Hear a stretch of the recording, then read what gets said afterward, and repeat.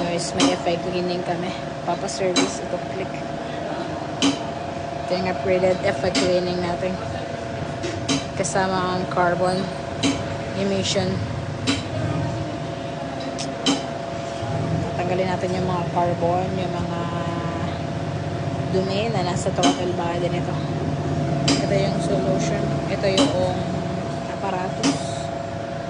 Wait lang. Makain lang yung ginagawa. Ito yung i-spray sa may throttle body. Tapos ito yung hinahalo sa may gas. Kalahati nito. Tapos 200 ml sa may gas. Kaya ilalagay natin to dun sa may FI cleaning niya. Dun sa may ini-insert to dun eh.